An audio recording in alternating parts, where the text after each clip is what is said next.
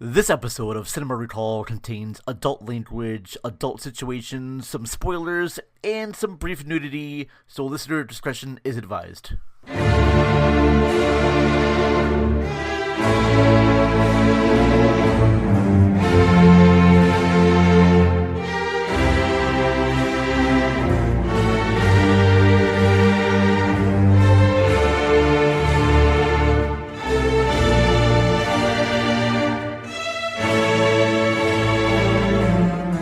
Hello everybody and welcome to a special edition of the Cinema Recall podcast. I'm your host, the Vern, and for the month of April and going forward, we are going to do stuff differently for this podcast.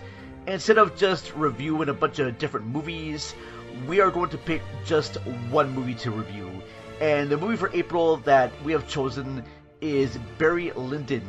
And to join me to talk about this 1975 feature directed by Stanley Kubrick is the one and only Mary Mitchell from the podcast Whatever with Jason Soto. Hello, Mary Mitchell. Hey, what's up? What's up, everybody listening? Thank you for having me on. This is great. I am so honored. So I listened to the podcast Whatever with Jason Soto for like a while now, and I've noticed on the show that you have mentioned many times that you are a big fan of Barry Lyndon. Oh yeah, it's my favorite movie of all time. See? Like I don't think I've ever seen a movie that I've been more blown away by than Barry Lyndon. So I have to ask you this, Mary. When did you first see Barry Lyndon? I saw it in February of 2015. Now, I have been a big Kubrick fan for like most of my life. And I never got around to seeing it because I didn't think that I would like it. I thought it was, it was like one of those movies like, oh, I'll get around to it one day. And then finally I was like, you know what? I want to see this because I want to see all of Kubrick's movies. I didn't know what I was expecting. And it was like the greatest day when I first saw it. It was amazing. I've watched it like countless times since then. I'm the same way too, because I know the first movie I saw of Kubrick's was A Clockwork Orange, and I saw that movie when I was way too young to have watched that movie. Yeah. Because my dad had a habit of recording movies on VHS, like all the time. He just recorded movies. And there's one movie I really liked called The Explorers with Ethan Hawke and River Phoenix. And I was a big fan of that movie. And my dad put A Clockwork Orange after that movie on the same tape.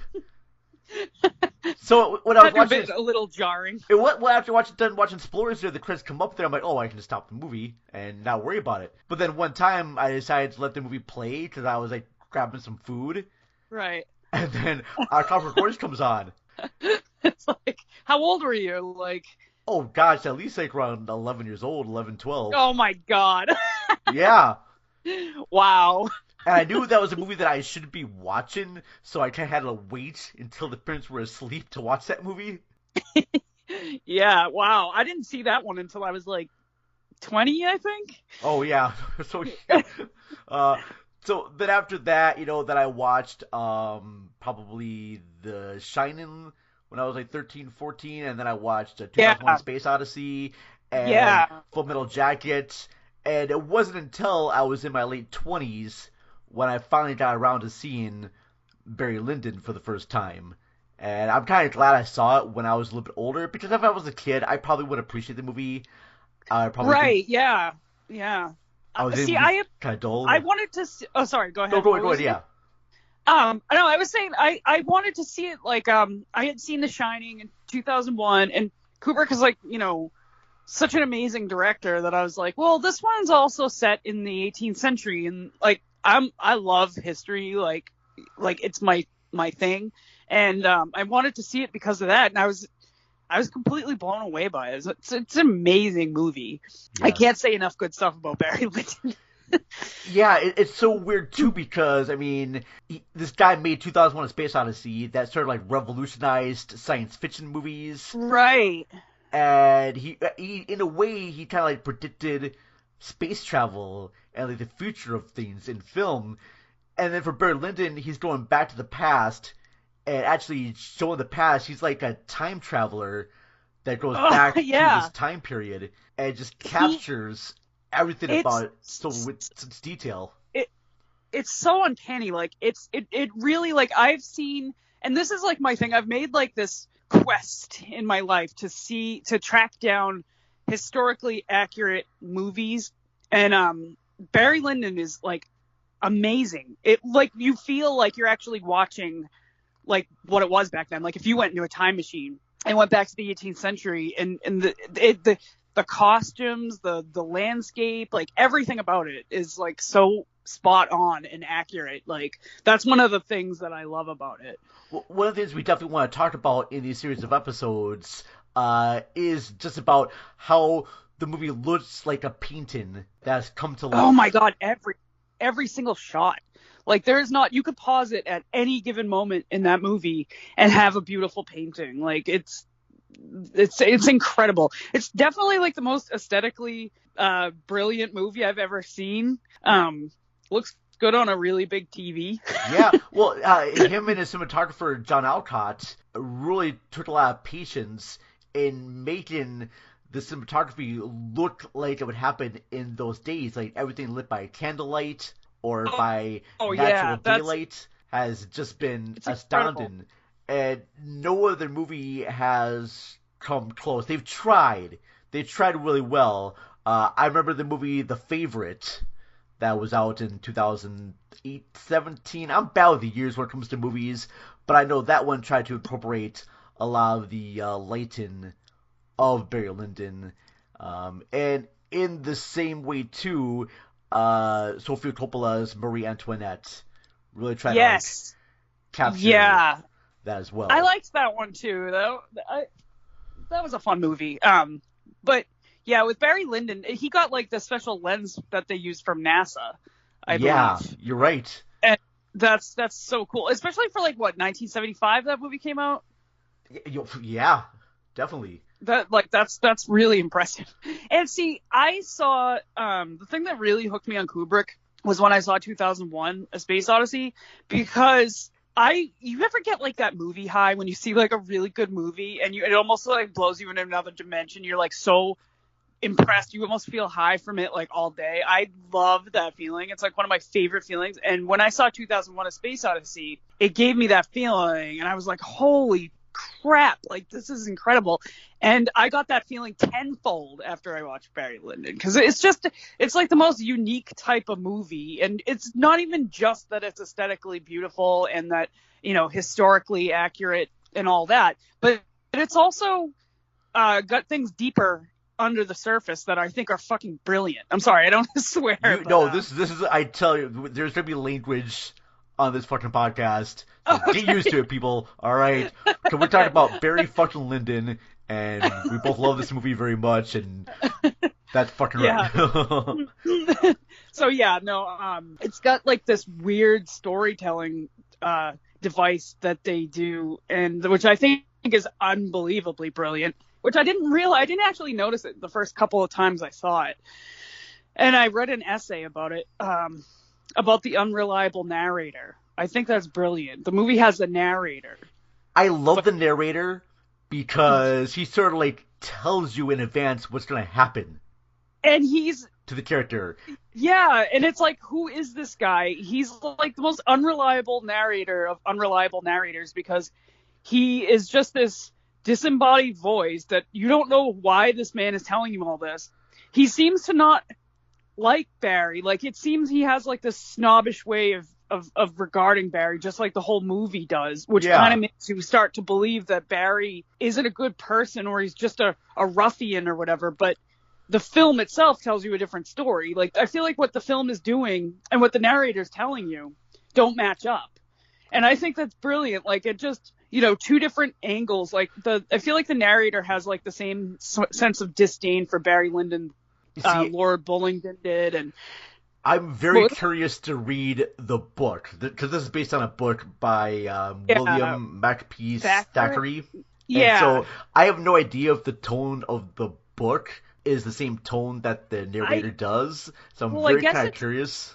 I guess it's a lot different from the film. I think the book is actually narrated and it's in first person by Barry Lyndon himself. Really? Yeah. So it's a lot different than the movie, and I think that the fact that Kubrick went with that narration. The narration is what intrigues me the most. It's so like I said before, it's like he's unreliable. Well, And yeah, I mean, if you're gonna have like the book be done in first person narration by Redmond Barry and then Barry Lyndon, if you have that narration from him and then versus the narration from an outside source, the tones of both pieces are gonna be very different from each right, other. So that's fascinating. yeah, We're and definitely it, gonna go into more of that too. yeah, that's like a whole other thing. But the movie's definitely biased against its own character, which I find absolutely brilliant. I like it does not root for Barry whatsoever. The whole tone of the movie is, look at this ruffian trying to climb his way to the top. But when you actually watch it, it's like, well, if the narrator wasn't there, what kind of image would you get of Barry? Like I just think that's so brilliant that Kubrick decided to do that. Yeah, I can't really imagine the movie without the narrator because without him there, you're right. Reverend Barry would seem to be kind of the hero of his own story, and I never found Reverend Barry to be a likable guy. I just found it very funny and humorous how he gets away with stuff in this I feature. See, I thought that too. Like when I first watched it, my husband and I watched it, and I was like, well, Barry Lyndon's not like a good guy, and he's like trying to climb to the top, and he's a swindler and all that. But at the same time, it's kind of like what the movie wants you to have the opinion of him, because if you take the deeds of Redmond Barry, he's not that bad. Like he actually put himself into harm's way to save people that didn't like him. Yeah. And a couple of times he did that also with Grogan, his friend Grogan in the war. He carried him to safety. He cried over him. He refused to betray the Chevalier and instead worked with him because he didn't want to betray one of his countrymen. He loved his son, like, True. Yeah. unconditionally, and the death of his son destroyed him. And like he did have his bad qualities, like he was a swindler with the Chevalier and he cheated at cards. But how else are you really supposed to advance yourself in a society like that without doing things like that? Like and for all it's worth, for all the effort that he put into trying to climb his way to the top, to be on the top, he fell super hard. That nothing ever worked out for him in the end. And I always thought Barry Lyndon was, it's like the movie kind of wants you to think that he's this bad guy, but and it's also, if you notice, I think it's interesting that whenever Barry is doing something good, like saving someone's life, doing anything in the war, anything good, the narrator does not say anything. The narrator really only talks about Barry when he's doing something wrong. That, you know what, that's funny. I don't think I ever caught that before. But you have a definitely good point there, Mary. Barry Lyndon himself, Redmond Barry, is a very complex character. Is a character that does a lot of really good things, but he also does a lot of like really bad things too. And yes, we're gonna get spoilers from this, folks, but I like the part in the narration where the narrator says, well, Barry Lyndon is gonna become penniless and childless, very soon. And there seems to be like kind of a gleeful joy in the narrator's voice about that. And he lets you know that before it even happens. Like that's a rare thing for a movie to do, being like this character is going to die penniless and childless and miserable. And I feel like it just sets the tone. Like it's like I think that movie is so complex. And also Barry Lyndon himself, Redmond Barry, if you think about it, is one of the only characters in that movie that truly loves. When Barry Lyndon loves somebody in that movie, he loves them. Like he loved Nora. He loved his son. Yeah. He loved his mother. He loved the Chevalier. Like he's not as bad as the movie tries to make him out to be. Like I feel like the movie is like looking down at him, like look at this low class ruffian trying to be a part of high society. He's not, and he's never going to be. And Fred, I do find it kind of funny though, because at the beginning of the movie, Redmond Barry is from an Irish background, and when the British soldiers come in, he's in love with his cousin. She ends up falling in love with this captain of the British Guard, and they have a duel for him to kill the guy. And then when he does, he goes into hiding, And then he actually turns out to actually become a British soldier. So he's becoming part of something that he doesn't like. Yeah, and then he became a Prussian soldier. And, yeah.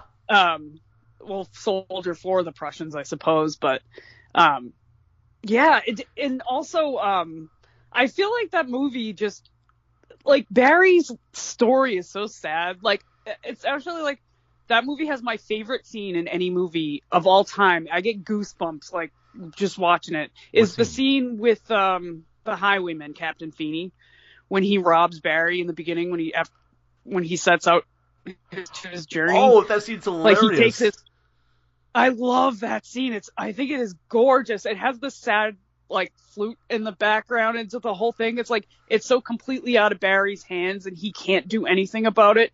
And then they have that shot of him afterwards walking down that long, long landscape with no horse, just sad as all hell, like, just walking, no chance. Like, it's so, that movie's devastating. If I had to pick a word to describe it, and if you wrap it all up, would be devastating.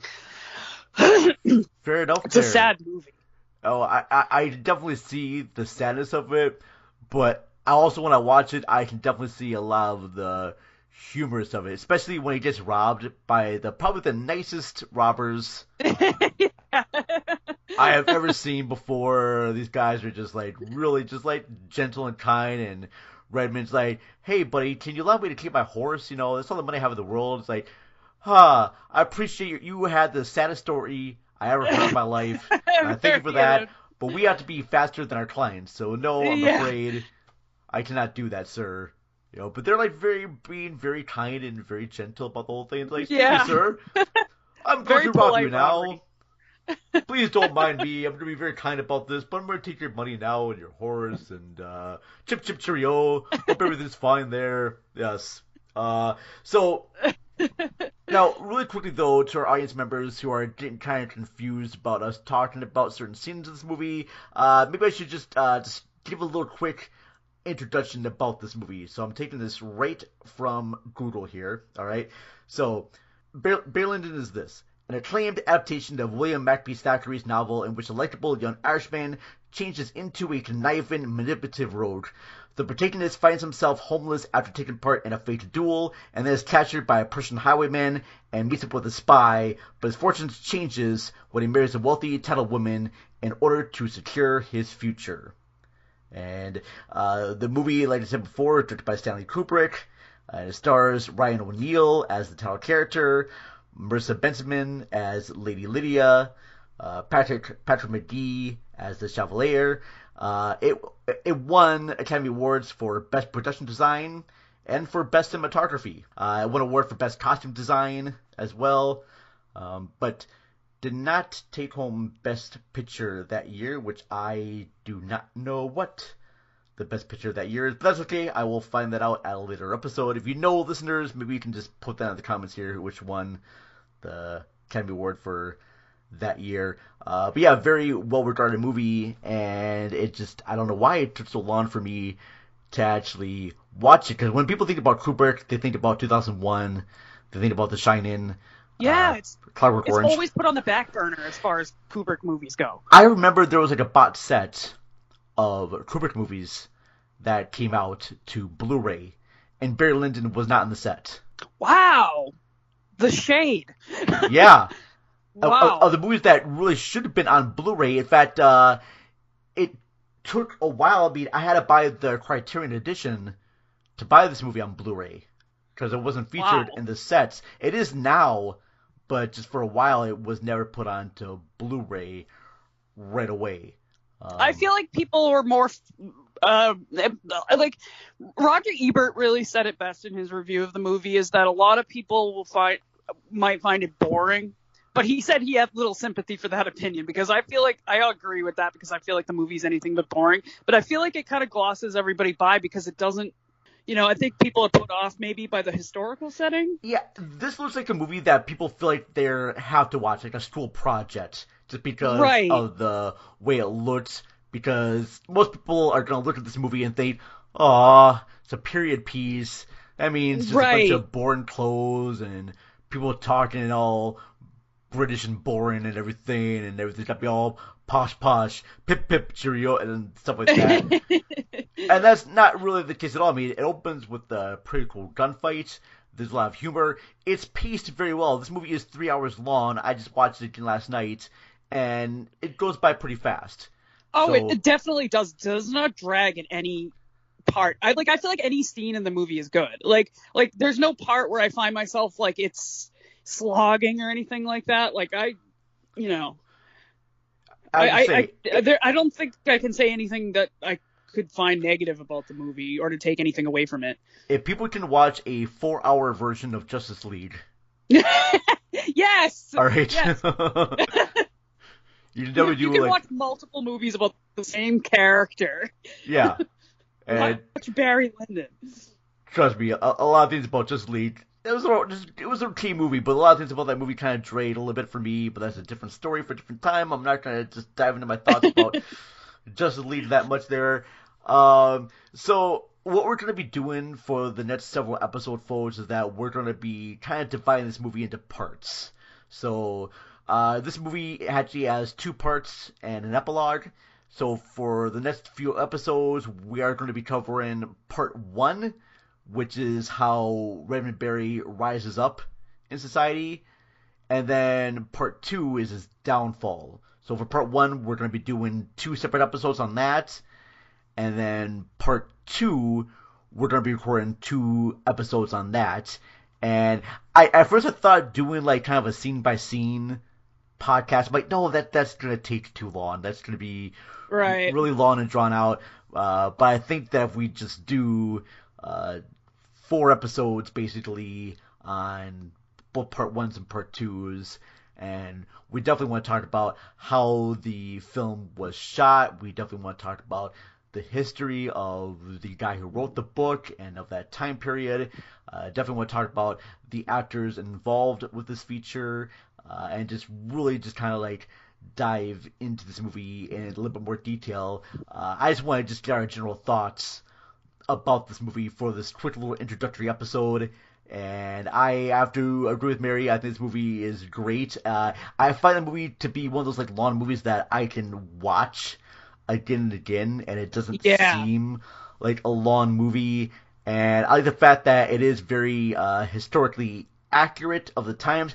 And I definitely want to get into more talking to you about the historical accuracy of it, because I can tell that the filmmakers took a lot of time and care into making these scenes and these actors appear very realistically. In fact, the only time the movie ever has any handheld, most of the movie is done in just zooms and pans. It's framed just like a painting. The only time there ever is any handheld is when Barry Lyndon is fighting Lord Bullington. That's it. The only time there's ever handheld. Was there handheld in the scene also where he was fighting that big guy with the scars? I think you're right about. I gotta watch that scene over again. I think you're right about that. There was no handheld for that one too. I just noticed the scene with Lord Bullington just to be much more like, whoa, wow, this just totally changes the tone of this picture. Yeah, I love that scene. Yes. But I just want to ask you, Mary. Just we forgot to do this in the beginning of the show. I wanted to ask you to talk about your show that you're on, Whatever with Jason Soto. Oh yes. And just kind of give listeners Whatever with Jason Soto. Yeah, whatever with Jason Soto. Just give your listeners little tidbits of what you do on that show. Okay, so we do this podcast called Whatever with Jason Soto with my great friend Jason Soto, who I've known for a very long time. He's a hilarious dude. And he asked me to be the co-host, which I was thrilled about. I still am. And it's a funny show. It's a lighthearted show. We don't get into things too deeply. We just kind of talk, let our conversation just ramble on whatever we're doing, wherever it goes. And sometimes we play games. We've had guests on. It's a great time. We make a mixtape every week, and we have a great Facebook group going. You guys should check it out. It's a fun time. And interact with the Facebook page. That's always fun. Make a poll, post memes, whatever. you want to do.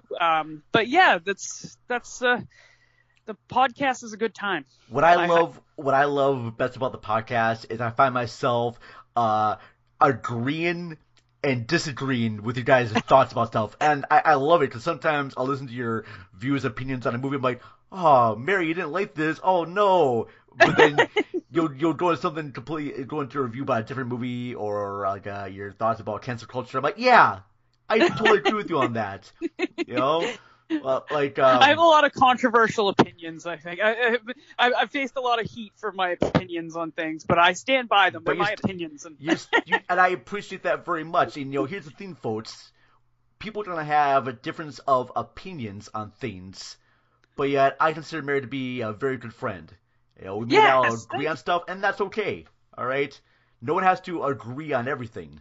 Absolutely, I feel like I can be friends with anybody. I mean, if you don't say if most hated thing in the world is Barry Lyndon, I wouldn't care. I'd actually love to hear you talk about it. Yeah, I love to hear that thing too. Like you can talk about stuff like, well, Stanley Kubrick was a horrible filmmaker who treated his actors like crap. I mean, look what he did to Shelley Duvall in The Shining. I'm like, yeah, right.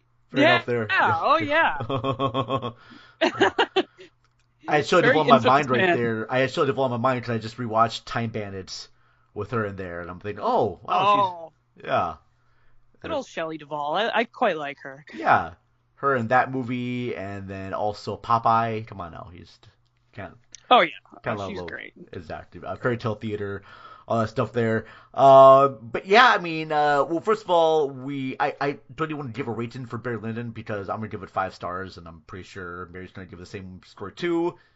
Oh, yeah. Do you have to ask her? See, there you go. But I just wanted to give this this is going to be a quick little introductory episode, just talking a little bit about the movie. Get ready for part 1, which is going to happen in probably few weeks or so, maybe. I'm not quite sure about time here. We're going to discuss that off air. But as always, please listen to past episodes of Cinema Recall. We are available on Stitcher, Spotify, Anchor, Apple Podcasts, Google Podcasts, most places to find podcasts. Our website is cinemarecall.net. Our Twitter page is at cinema_recall. Now, if you are a Patreon subscriber, you are going to be getting a bonus episode with me and Donnie of formerly the Cases Kids podcast, now a Videorama. Me and him talk about the sequel to Poltergeist, which is Poltergeist 2, The Other Side. So me and him had a pretty good conversation about that episode, about that movie. You can find that episode on our Patreon page, patreon.com/cinemarecallpod. And also should give a shout out to our Patreon subscribers like we always do. First of all, I want to thank Mr. Jason Soto from Whatever with Jason Soto. Hey, Jason. Thank you for being a supporter of us. Gotta thank Jeanette Miller-Mickenham from AKA Jeanette. Thank you very much. Gotta thank Matt and Ashley from Matchley at the Movies. Appreciate that very much, gentlemen.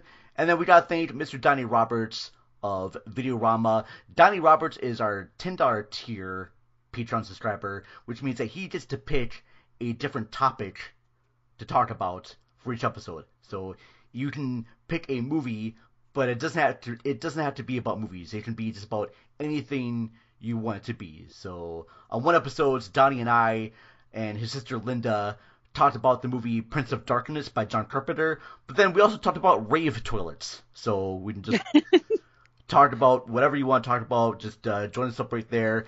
Anyways, that's going to wrap up this episode of Cinema Recall. My big thank you to my co-host for this episode, Mary Mitchell. I can't thank you enough, Mary. Thanks for having me on. It's awesome. Perfect. All right, guys. We will see you later. Bye.